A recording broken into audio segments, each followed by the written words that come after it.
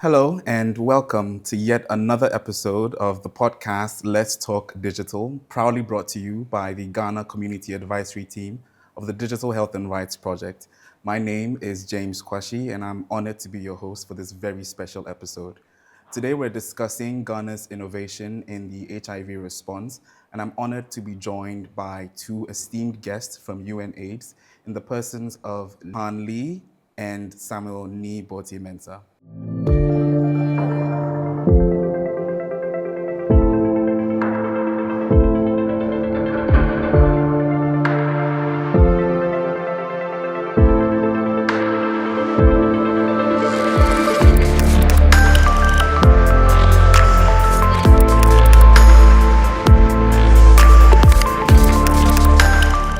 So now picture this story. 2 years ago, a young Ghanaian living with HIV faced a terrifying truth. Not just the diagnosis, but the crushing silence and stigma around it. She had grown up believing myths that HIV treatment was a countdown to death, that once your medicine ran out, that was the end. Desperate for answers, she borrowed a friend's phone to Google her fears, but then froze. What if someone saw the search history, and what if her secret got out? But without digital literacy or private access to the internet, she walked away alone, afraid, and uninformed.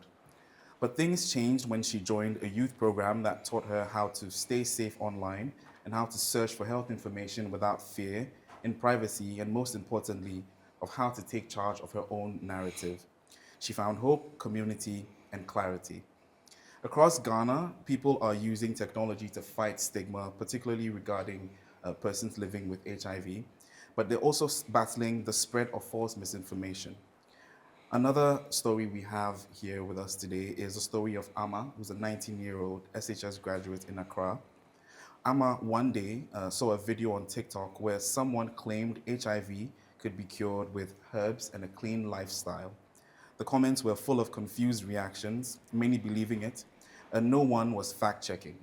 Amma, unsure of herself, hesitated to get tested. What if she was positive and the cure really was that simple? Now, these two stories show us the power and the danger of the digital world in Ghana's HIV response. So we're going to begin our conversation with our two guests based on these two stories. Han, Samuel, welcome once again. Thank you. Thank you. Okay. We're very honored to have you both on our final episode of this very special podcast. We're happy to be here. Great. So we'll start with a first question. I think based on the story of the Ghanaian we just mentioned, why do you think so many young people in Ghana still believe myths about HIV, even though information is just a Google search away, or as we like to say with Dr. Google nowadays? Han, let me start with you. I think maybe I can refer one of the statistic information. The prevalence rate of HIV/AIDS in Ghana is quite low, about 1.5%. 1.5. So okay. comparing to other African, sub-Saharan African countries, Ghana has been progressed so much. But in terms of the stigma towards those people living with HIV or anybody suffering from HIV, has a lot of stigma. So like about 70%, 78 to 72% of Ghana people has a lot of stigmas around those people living with HIV. So that means a lot to, when we heard about HIV/AIDS, what are the symptoms, what can I do? Because there are so much stigma around it. So maybe they are just not afraid of searching it or find an opening up expert or asking for more information. asking for more fact to more a medical expert or find a hospital, but rather they just find more sideways of the platforms that might give you misinformation. Yes, and I do find quite a lot of people rely on peer-to-peer information, which can also be laden with a lot of misinformation. Yes. Yeah. Great. Samuel, how about you? All right. So, in the world where we are currently, there's a lot of information out there on social media, and I mean, from experience, I believe that we've all found that it's very easy for misinformation and wrong information to spread really quickly. Very, yeah. Once there's some misinformation on the internet, it goes like wildfire, and Exactly. Yeah. everybody catches on. And I think that's one of the things that affects misinformation with HIV. I mean, yes, you can find information on Google. It's just Dr. Google, like you said, you can just go on and then find information. But the information that you're finding, is that good information or bad information? Yeah. Right. And how do you verify? Yes, Exactly. and so I mean, from a UNH perspective, we don't just look at the kind of information that spreads. The information has to be true. It has to be good information, not just information going around. But we believe that the information has to be good. It has to be true as well. So just emphasizing on that so that we understand the importance quality of good information being out there.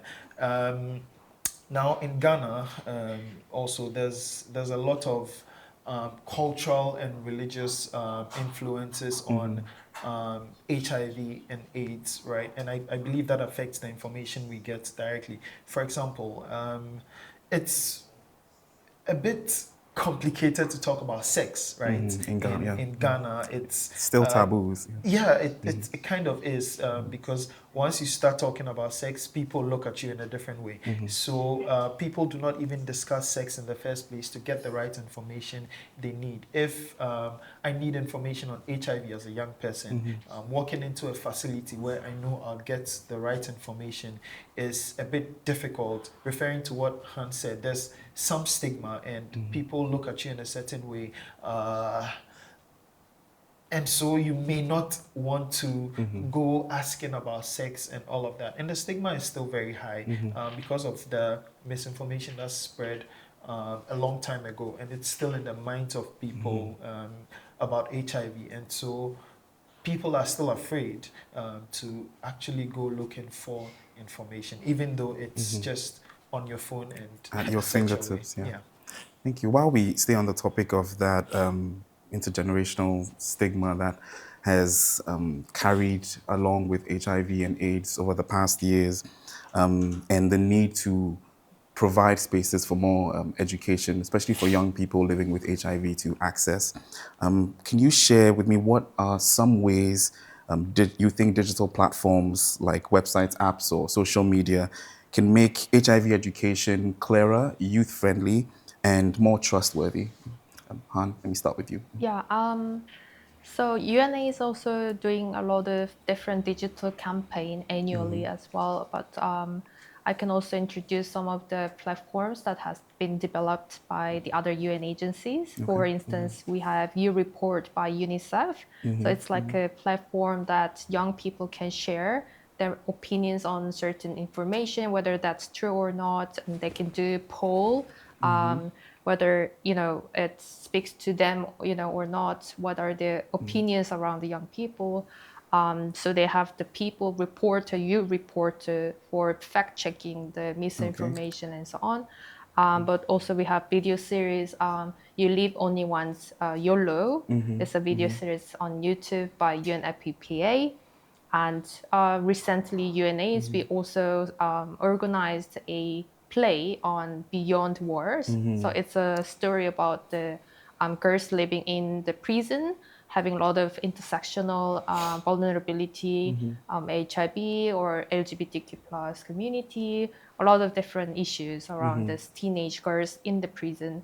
So using social media platform, we had a lot of guests, also public people has attended and watched what are the stigma around this HIV, or people living in the prison with things like that.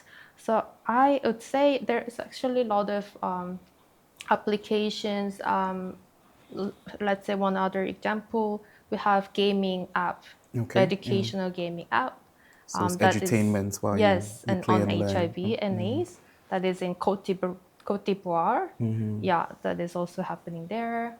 Yeah, I don't know whether Sami can also share some other Yes, it does. examples. Yeah. All right. I think Han has shared most of the examples, and what I will add to that is more about how we pass on the information. For example, um, I mean, everything Han has said kind of, summarizes it all. For example, with YOLO, what kind of languages was used? Was it youth friendly? Will the Yeah, youth and the characters understand? developed as Yes. well. What kind of characters were used? Can the youth relate more to these characters? It's a lot about how we are passing on the information, because when we can relate to the information that is being shared, it's very easy to understand it, compared to when you watch. There's a series about HIV you watch and you cannot relate, you have no understanding Yeah. to it. So it's a lot about the approach to passing down the information. People are playing games a lot lately.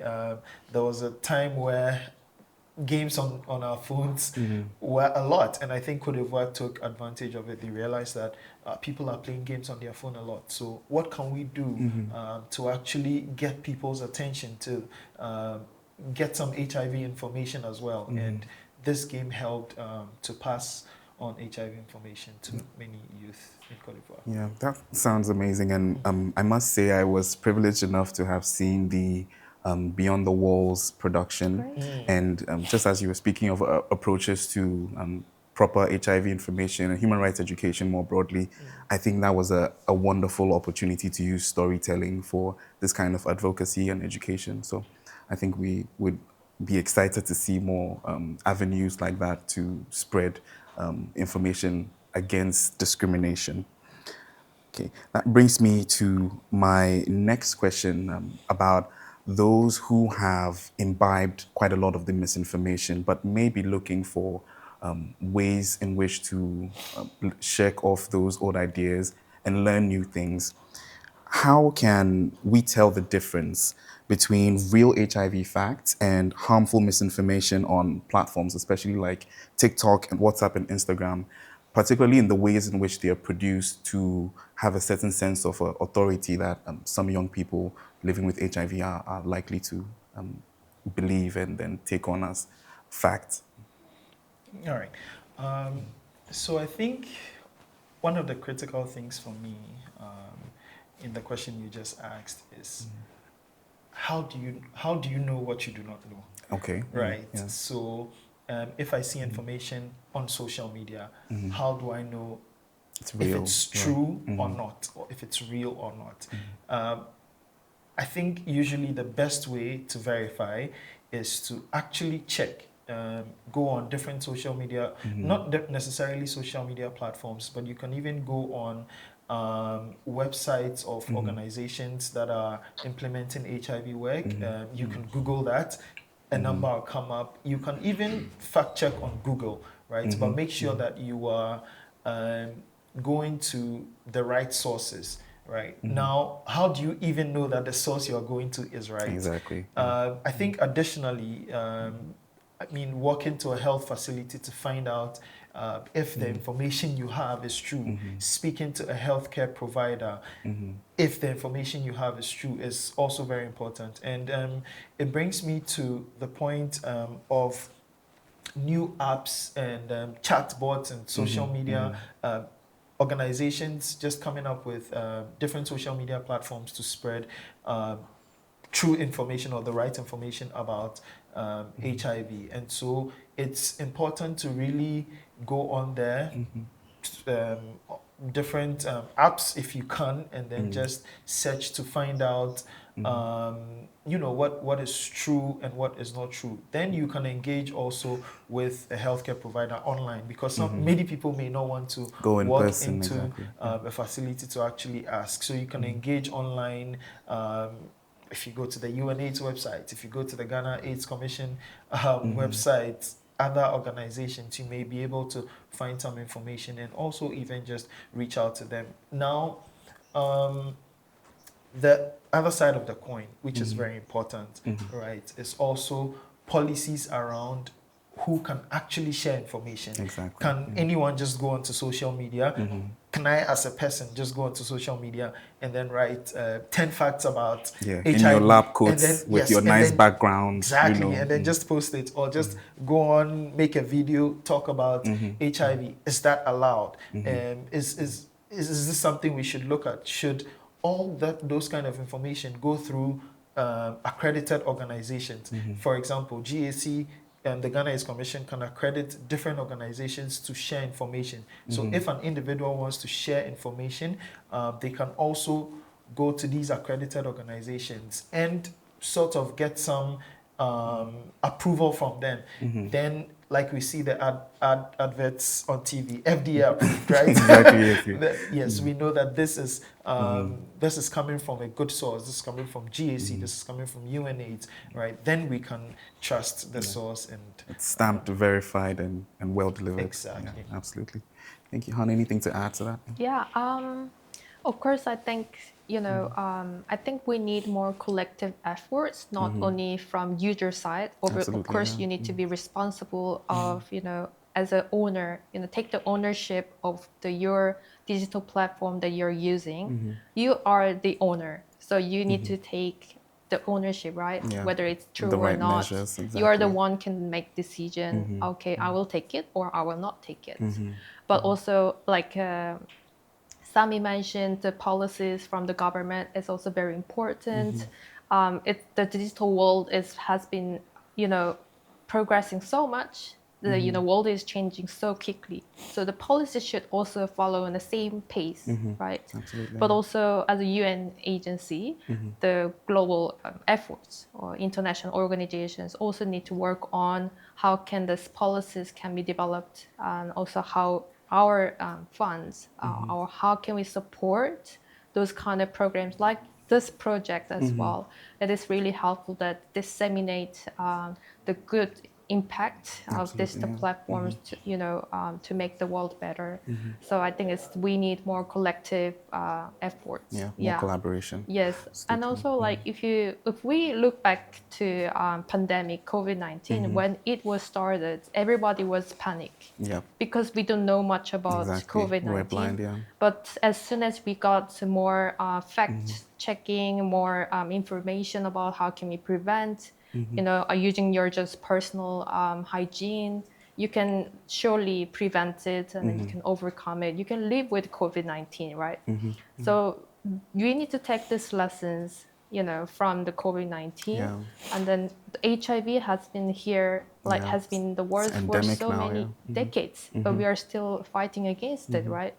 So I think that COVID-19 pandemic is also a good example of how can we, lesson learned from this moment, and how can we move forward, absolutely, to yeah. end the HIV and AIDS. Permanently. Yes. And I think on collaboration, the UNAIDS has done a wonderful job so far.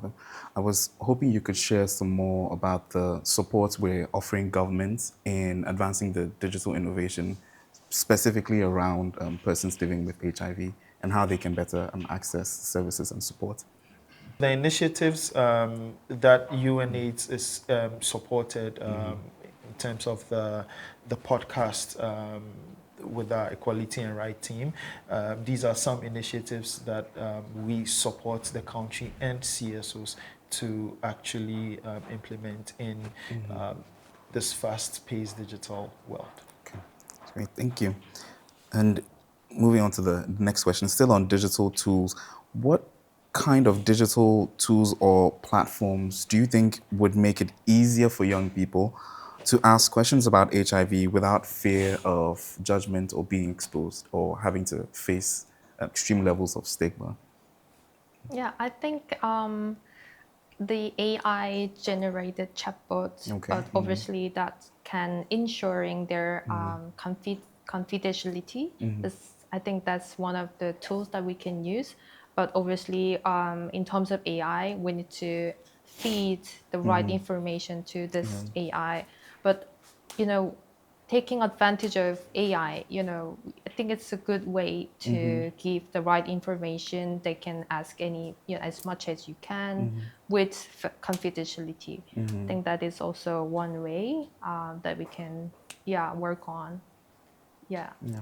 And what would you say to users of AI who are looking for health solutions while living with HIV, who are afraid of having their data possibly leaked or unprotected, or are afraid that other people might find out about um, the condition they're living with because they put such information into AI? How would such users be empowered to use these apps and access them fearlessly? Yeah, I think it's like I said, the collective effort from user, the policies, everything should be come together. But it's a very you know, it's a discussion that we need to actually more deeply engaged in, like, impact in terms of the AI, digital platforms, the confidentiality, privacy is ongoing discussion, I would say. So I think we need more like open space to actually talk about it, and then how those youth people think about it and things Exactly. Yeah. like that. Um, just going to segue into another quick question on how UNAIDS supports youth that are leading advocacy or to support people living with HIV, and also how the organization supports young people living with HIV as well. Okay, so I mean, UNAIDS at UNAIDS um, we really um, we really prioritize young people, right? And e- even in UNAIDS Ghana, one of some of our teams are focused on youth, right, adolescents and young people, and so some of the interventions we do are focused towards adolescents and young people. Now, with that in mind, some of the things we do is to provide technical assistance, like I mentioned earlier. So if a youth group wants to do some advocacy, they need some technical support, they reach out to UNAIDS, or we identify some youth groups that are doing some advocacy, and we realize that this is very impactful, we want to support. First thing we're able to do is to provide technical support to them. The second thing is also to provide some catalytic funding, small funding here and there to be able to support the work they are In their doing. campaigning. Yes, and then also because of our coordination role, we're able to link them up to different UN organizations or different CSOs or even government partners Okay. to support. For instance, if a youth group is undertaking an advocacy project and GAC or the Ghana AIDS Commission is doing something similar, and they reach out to us or we identify them, we link them up with Ghana AIDS Commission to collaborate, and then you know, do or implement the activity so that there isn't duplication of efforts. And having the youth group with GAC support and UNAIDS in there, I think it's usually very impactful, right? So these are some of the things we do: the technical support, the coordination, linking different youth groups to different organizations that are doing similar things, and then also providing catalytic funding as well. Okay, great. Thank you. That's powerful, especially in identifying those youth groups that are already leading the charge and then throwing your weight behind them. I think that definitely drives civil society action, and it also improves youth participation in civic space. So thank you all for that. I want to come to the question of government partnership and ask in the ways in which we've seen certain political actors champion misinformation around HIV and AIDS in promotion of discriminatory legislation. How does UNAIDS intend to step in to better support these government organizations to use or to be more conscientious in giving out or saying out certain information? Like, not only we work directly with the government or youth groups, but we also do a lot of high level advocacy. Okay. So for instance, the one of the initiative by UNAIDS is a Education Plus initiative, and a lot of sub-Saharan African countries, they have been launched, but not yet Not in in Ghana. Ghana. Okay. So, which means Education Plus Ghana is basically focusing on adolescent girls and young women who are one of the most vulnerable Yeah. groups in terms of the general population. So the thing is, the keeping them in the high school, like secondary school, as long as we can, then they have less possibility of getting HIV/AIDS or being teenage mothers, things like that. So we would love to launch this initiative this year in Ghana. So that will lot of work on policy advocacy, working with our first lady at the high level of the government, so that we expect more, spreading more positive impact, and also right information, also using education as a tool to actually, prevent the HIV and AIDS. So Misinformation, yeah, yeah. the And also misinformation as hold well. people to account as well. Yes. Okay. Thank you.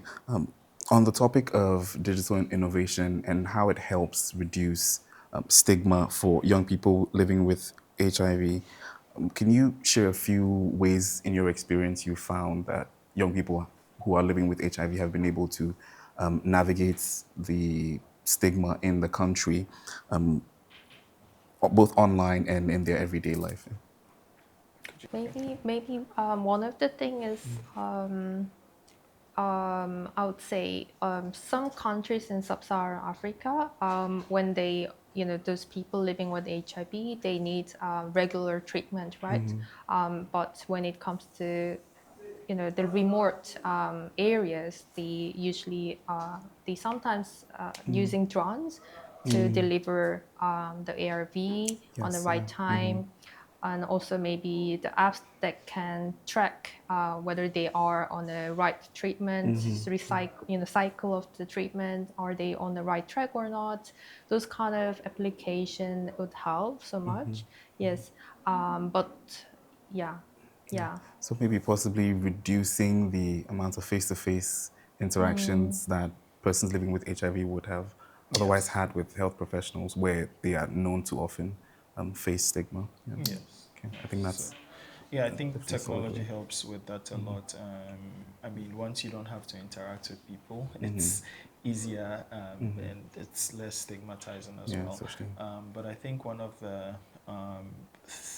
the important things that we like to talk about is internalized stigma as well. Absolutely, Right, yes, and yes. that's also important for overcoming that. And I think a lot of educational efforts also should go into reducing internalized stigma, because if I stigmatize myself internally, um, the any little reaction from someone would feel very stigmatizing Exactly, to yeah. me, right? And so I think, despite, I mean, granted, it's very important to focus on external stigma, but it's also great to focus on internalized Absolutely, stigma yes. to reduce that as well. And it doesn't get talked about enough. I believe in not too many people living with HIV are able to get the support to really come back into themselves, into the love and acceptance of who they have always been. I think that brings me to my last but one question. I want to find out what the future holds for funding in support of digital innovation for HIV and AIDS, considering some of the global funding cuts we've seen on human rights work, and especially on HIV and AIDS. Yes, so that's the one of the very biggest challenge nowadays, not only for UN organizations, but the Yes, CSO yeah. and NGOs as well. What we are trying to do at UNA is we try to diversify the funding resources. Yes, from the US funding has been so much of the Yeah. UNAs or global funds, but we are trying to diversify the different funding routes. For instance, we met like Chinese embassy, different embassy, Chinese, Japanese, Korean embassies, and they are willing to help, but they don't know how. So I think it's diversifying the funding resources is also important, but also another one could be the domestic funding. by collaborating with the private sector is also very important. So yeah, I think this can be like a good moment that we can rethink about how effectively we can approach to those people living with HIV, and with minimal spending from the organization side. Yeah. So yeah, I think it is challenging, but I hope there is a way. Yes, Yes. there definitely is a way, and I think Yeah. diversifying funding is Yeah. a good way to work around that issue. No? Yeah, Anything to add? I think there are many, or there are quite a number of organizations that are willing to fund HIV work that we have not Engaged yet. reached out to or engaged them. And so this is a really good time to actually, like Hunt said, diversify, go out to those organizations. Now we're talking about digital health, right? There are different organizations. Bill and Melinda Gates Foundation are funding some work in HIV. Now we know what Bill Gates does, right? And so it's digital. He's Microsoft, so it would be a good way to a good source of funding for any digital health. Apple, all these other organizations, there's Twitter, there's Facebook. These are organizations we can actually reach out to fund some digital health work. I can give you an example from maybe 2 or 3 years ago. Facebook funded some sponsored ads through FHI 360 to promote HIV information. So it was very targeted ads, right? But it was also sponsored. So good number of people were able to see that in different countries. They tried piloting that in Ghana, but in Ghana, because of our generalized HIV prevalence, our implementation targets very specific populations, and so it was a bit challenging to do that. But I think some of these organizations and companies are willing to fund some work. It does not necessarily have to be direct. They don't have to give you direct funding to do something different. How can we plug into what they are already doing, right? Facebook has different ads. Instagram has ads. They can waive or give you some some discounts. some discount to be able to promote information on HIV. So I think these are things we can actually look into as a country as well. Absolutely, yeah. And I think it would be great if duty bearers could hold the producers of these social media apps to account to do more to help support the end of discrimination against persons living with HIV. So that brings me to my last question, as we are running slightly out of time. As you've done extensive work with young people, and I'm sure in your experience, you know how pivotal young people, especially those in key populations, are to bringing an end to the HIV and AIDS endemic. What role would you say that youth should focus on or play in shaping how HIV education is delivered through technology in Ghana? So UNH talks about letting communities lead, right? And so I think that is critical for any intervention. Now, if we have interventions focused to the youth groups or towards the youth, right, like us, right? It's letting the youth groups lead, co-creating with the youth groups. In fact, even for the youth group, or when you say youth, there's a different range of groups within the youth, and there we have the Gen Zs, we have the millennials, we have different people, and if you design something for millennials, it might not reach the Gen Z because they have a whole different lingo and a whole different way of accessing their information and all of that. It might not be too different, but there are some very significant idiosyncrasies, differences. I'm And sure. so it's bringing all the different categories of youth together to actually co-create something that can reach the different groups. If we sit somewhere and decide that, oh, this is a good idea, let's do it for youth between 18 to 24. Only, This is a very good digital health idea. Let's do it. But the language, the medium of communication, it could be all of that exclusionary if is it's not, tailored towards an older group. They may not be able to relate, right? So it's important to co-create. It's important to let communities lead as well. Absolutely. Thank you. That really is powerful. And anything to Yeah, add? I think I totally agree with Samuel's. Like, youth should be a co-creators of those information and disseminating and all through those these innovations as platforms, well. innovations as well. Yeah, even I think we have a, let's say in my previous agency, we had green skills for girls. So it was for, the girls, in terms of their unlimited accessibility to those digital computer or even education focusing on STEM, like Okay. engineering or things like that. Or just ICT tools as well. Yes, so it's about the promoting more girls can take ownership of the STEM education and then being more leaders in the green industries. So that was 3 days of forum, regional forum, but the whole forum was created with those girls. They did all the moderating, they did all the hosting, all the sessions throughout 3 days. So Wow. it was we as an adult, we were just step away, but they were the one design all the sessions and hosting the session, moderating the session. So why don't we do the same in HIV and AIDS? Absolutely, yeah. Yeah, they have all the knowledge, they have all their ideas, And they have amazing the ideas. agency as well. Yes, so we can just support the open space, to provide open space, and then they can read, they can lead the whole thing. So I think something that's totally led by youth is something we need to work on. Yeah. Yeah. To prioritize as an Yes. important feature. I mean, a good example is all the youth-led initiatives by UNAIDS in the past year, at least. All these interventions have been led by youth groups.